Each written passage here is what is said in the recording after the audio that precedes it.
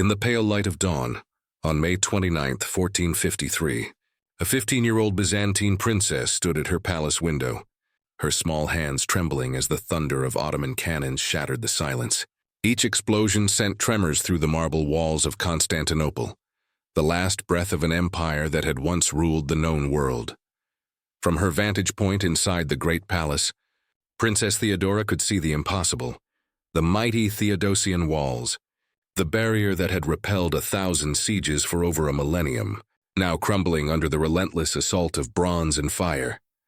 Within hours, the gates would fall, and Sultan Mehmed II, just 21 years old, would walk through them as conqueror. What he chose to do in the next 72 hours would reveal a side of conquest the world was never meant to see.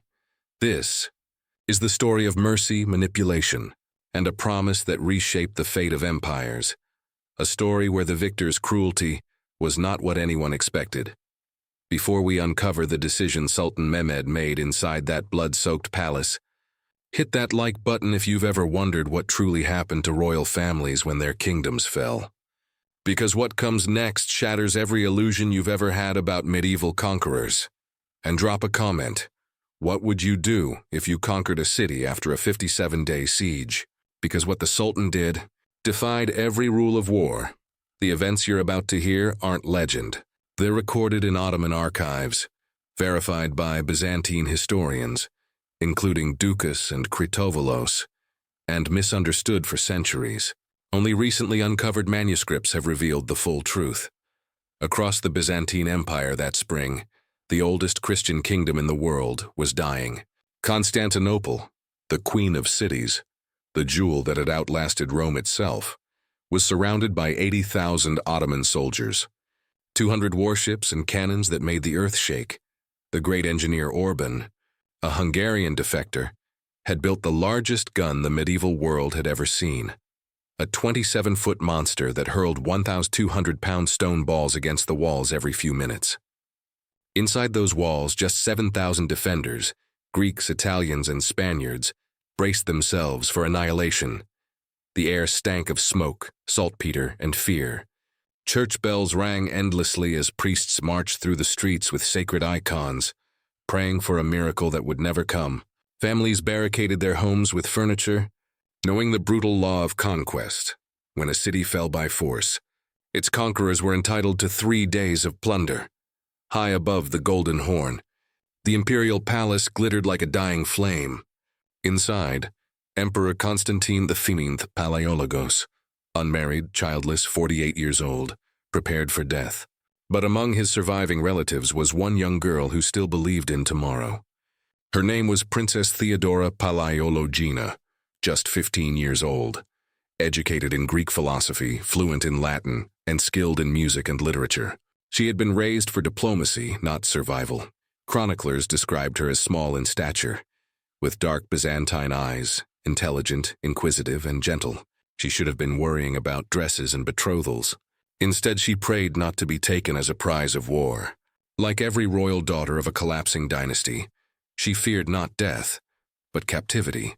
What she didn't know was that her fate wouldn't be decided by an executioner or by Ottoman law, but by the strange mercy of a young sultan who wanted to prove he was more than a conqueror, that he was a new Caesar.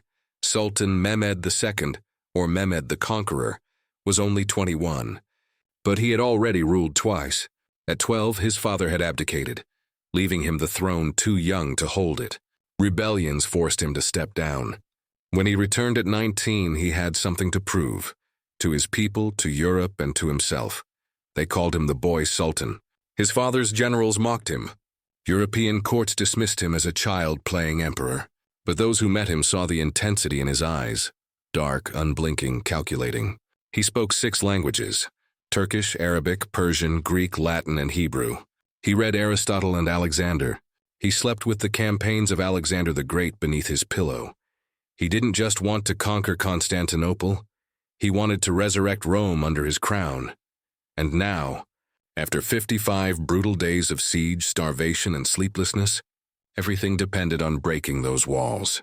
The army was restless, supplies were running low, and Mehmed knew that failure would end his reign, and possibly his life. But then, something remarkable happened.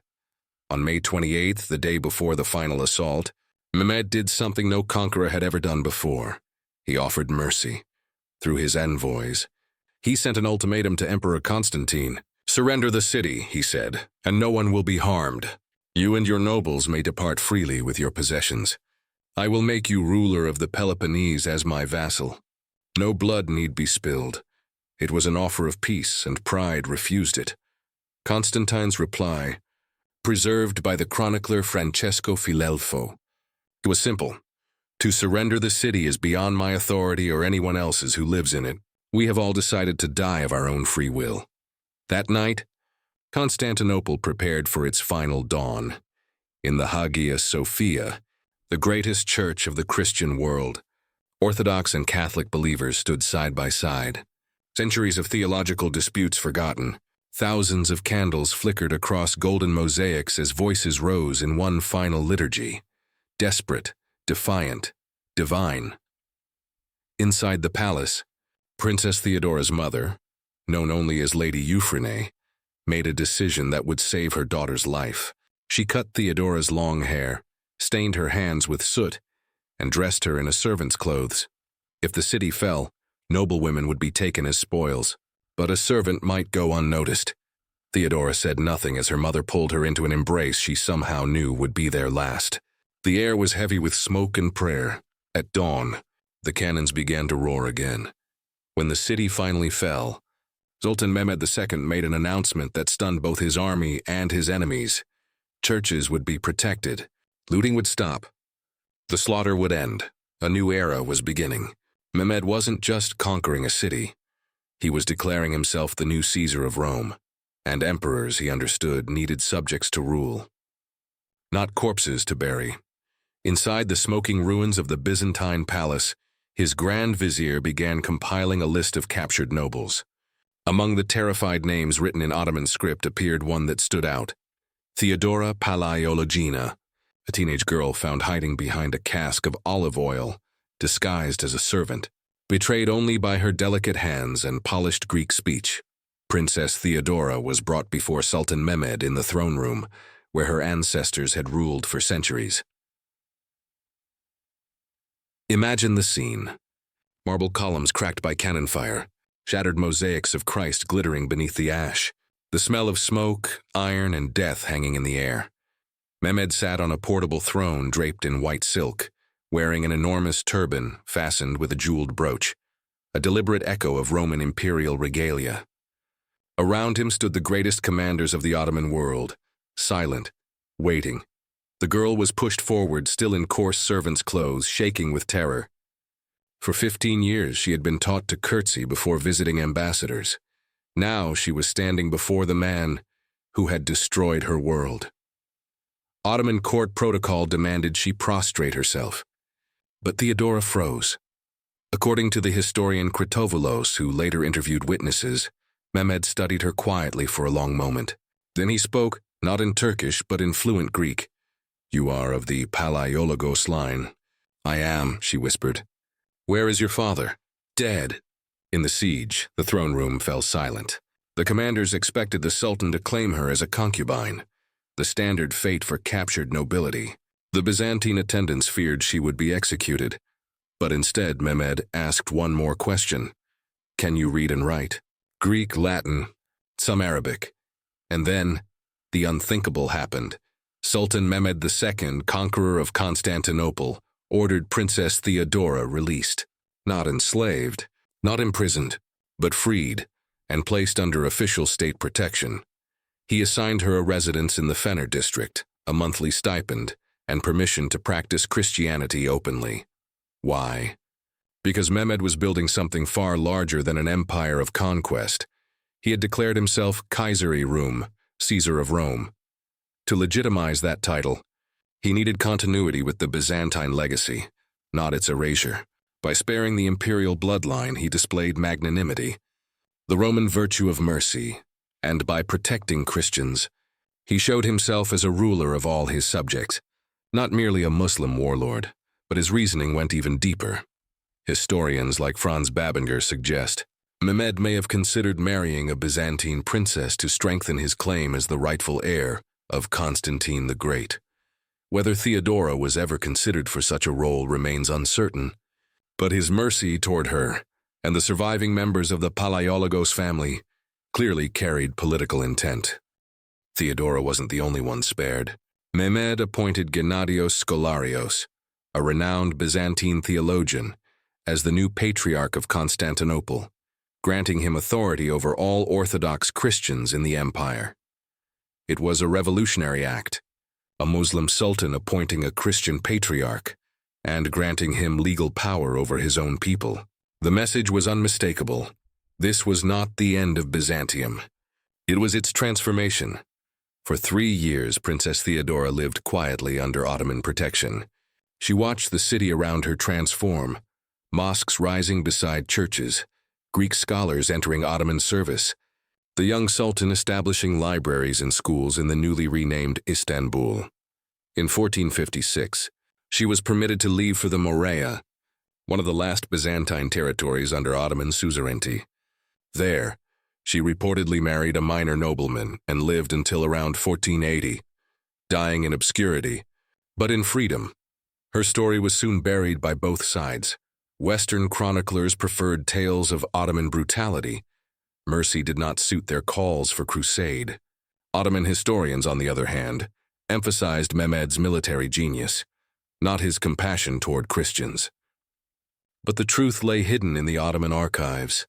There, among the decrees and payment ledgers, were records of protected Byzantine nobility, names granted immunity from enslavement. Theodora's name appeared among them, along with the stipend she received between 1453 and 1456. Centuries later, these documents would rewrite the legacy of the fall of Constantinople. In 2009, Turkish archaeologist Namık Turan examined palace records from the 1450s and confirmed the existence of Mehmed's protected persons list. Greeks, nobles and scholars under royal immunity. In 2017, Cambridge historian Judith Heron published research revealing that Mehmed's policies toward Byzantine Christians were far more nuanced than either Ottoman triumphalism or European propaganda. Suggested roughly 15,000 Greeks remained in Constantinople as protected citizens, forming the Fenner Greek community, which would govern Orthodox affairs for centuries under Ottoman rule. As historians debated Mehmed's motives, 3 theories emerged. Pragmatism. He needed administrators who understood Byzantine bureaucracy. Intellectual respect. Mehmed was a Renaissance mind who valued Greek scholarship, political strategy. Protecting Theodora and the Palaiologos family prevented Europe from using surviving royals to justify another crusade. Whatever the motive, the irony remains profound. The conqueror who destroyed Byzantium did more to preserve its people and knowledge than the Byzantine emperors who came before him. The survivors carried their learning to Italy, fueling the Renaissance. European trade routes shifted, sparking the age of exploration. From destruction came reinvention. Princess Theodora's survival became legend, inspiring books like The Sultan's Protégé by Greek author Yana Karastani, and modern Turkish dramas portraying Mehmed's mercy as proof of Islamic tolerance. Greek memory, meanwhile, clung to Theodora as a symbol of resilience, the princess who lived because her conqueror needed her alive. The story refuses to fit into neat moral boxes. 21-year-old conqueror who unleashed 3 days of horror, also showed mercy that saved thousands. 15-year-old princess who lost everything, survived not by defiance but by circumstance and statecraft. Empires never end cleanly. Victors need their victims more than they admit. And survival often depends not on compassion, but on political necessity. As the flames of Constantinople died down, mercy and massacre walked hand in hand through the same streets, proving that history's greatest moments are rarely as simple as we're taught. If this story made you question everything you thought you knew about conquerors and the conquered, hit that bell. Because next week we uncover another hidden chapter. What happened to the last Roman emperor's wife after his mysterious death? Until then, remember, The darkest secrets of history are often hidden in plain sight, written in documents both sides tried to forget.